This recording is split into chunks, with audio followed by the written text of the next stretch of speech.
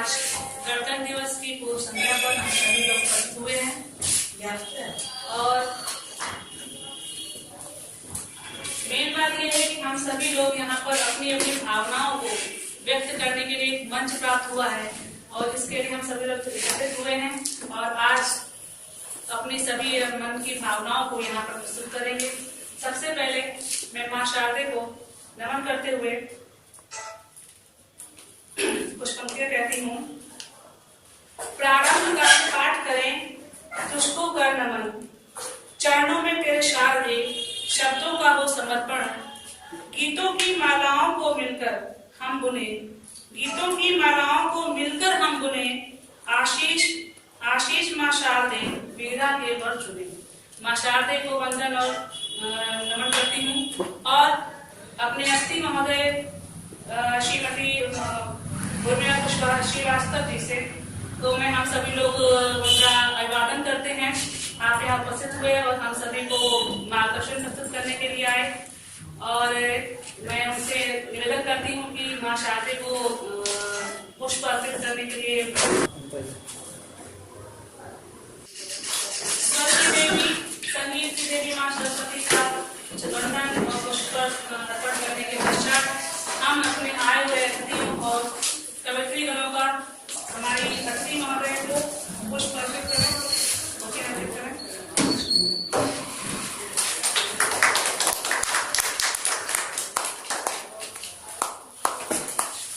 आपके सम्मान में 4 पंक्तियां कहती हूँ। फूल खिलते हैं जब आप मुस्कुराते हैं। मैं बहुत मुस्कुरा भी रही है और मुस्कुराहट बहुत अच्छी लग रही है और जो यहाँ पर कह रही है, फूल खिलते हैं जब आप मुस्कुराते हैं, जहाँ जाते हैं चांद लगाते हैं। फूल खिलते हैं जब आप मुस्कुराते हैं, जहाँ जाते हैं चांद खिलाते हैं।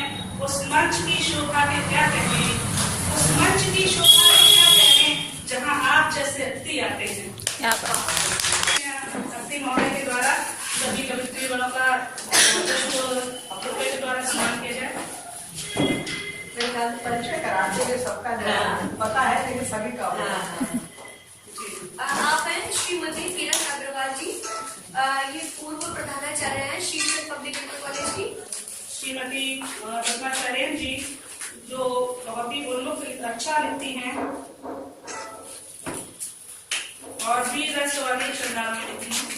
पलाडू से है और यहाँ वैदिक विद्या मंदिर इंटर कॉलेज में गृह विज्ञान की प्रवक्ता है।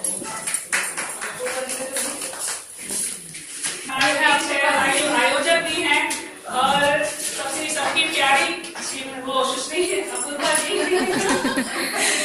हम आप सभी आपको बहुत धन्यवाद करते हैं कि आपने यहाँ पर मंच प्रदान करवाया।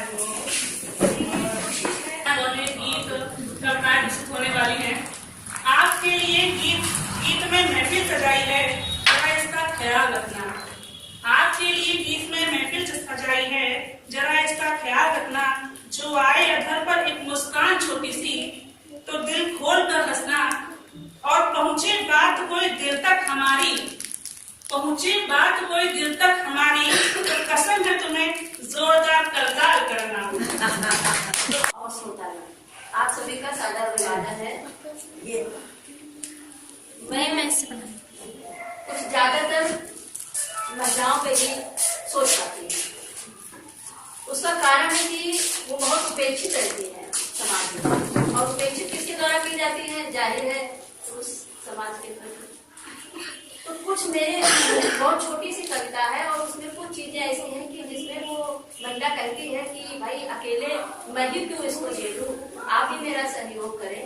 हालांकि स्त्री जो है वो सब कुछ सह जाती है, सब कुछ पार लगा जाती है, लेकिन फिर भी वो अपने जीवन साथी पे ये अभिलाषा रखती करती है। जैसे कहते हैं कि नारी, 2 लाइन उस पर बोलेंगे कि नारी की महिमा देखो कितनी निराली है, नारी की महिमा तो देखो वो कितनी निराली है।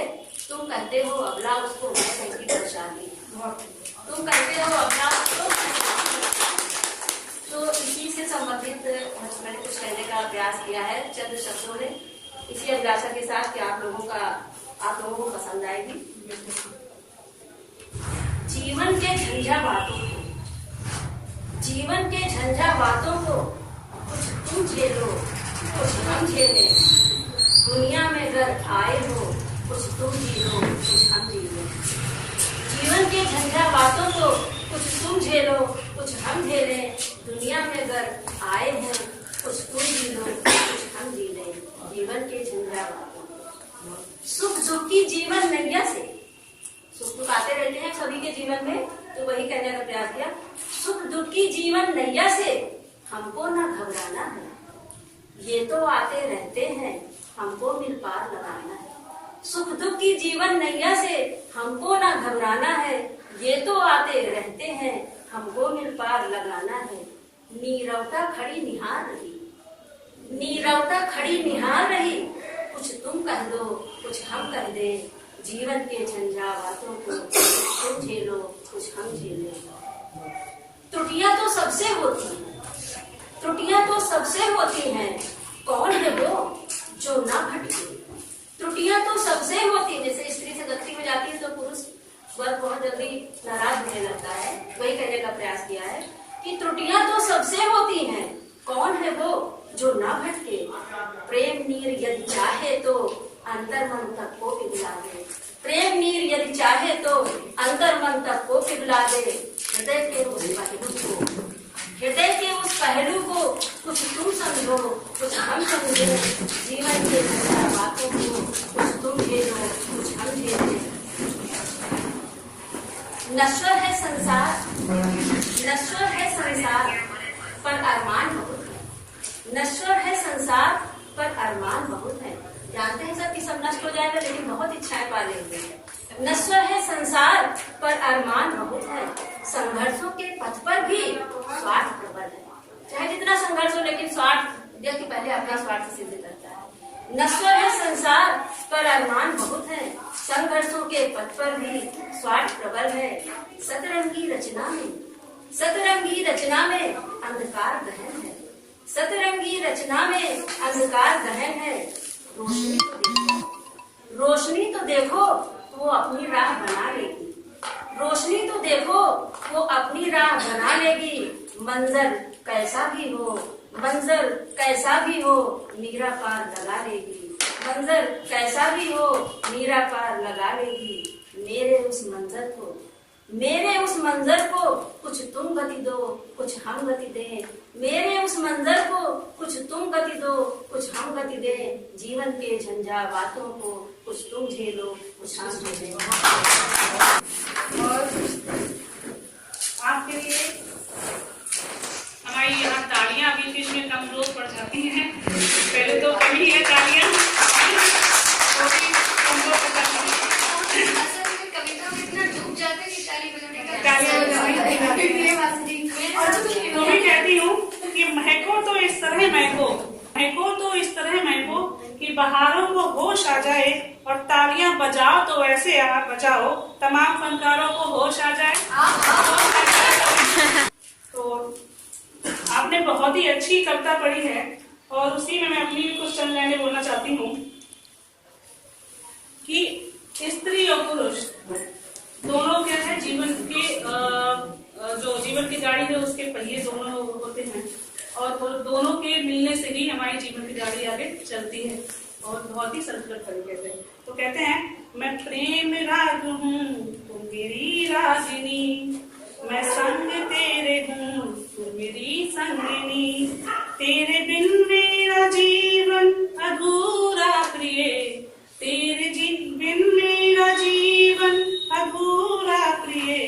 मैं हूँ जीवन तेरा तू मेरी जीवनी, मैं हूँ जीवन तेरा तू मेरी जीवनी।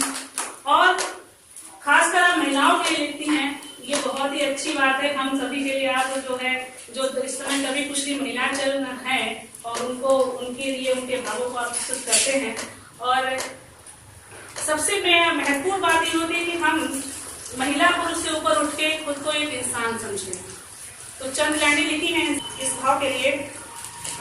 तुम्हें कुछ भूल है क्या तुम कोई एहसास करते हो, तुम्हें कुछ भूल है क्या तुम कोई एहसास करते हो। खुद को बेहतर बताने का भला एहसान भरते हो और नहीं सहेजे होंगे तुमने किसी की गाल के मोती, नहीं सहेजे होंगे तुमने किसी के गाल के मोती, और तुम्हें भ्रम है कि तुम खुद को एक इंसान समझते हो, और तुम्हें भ्रम है कि तुम खुद को एक इंसान समझते हो। तो एक बेहतर इंसान बनने के लिए दया, प्रेम, ये सभी भाव होने चाहिए।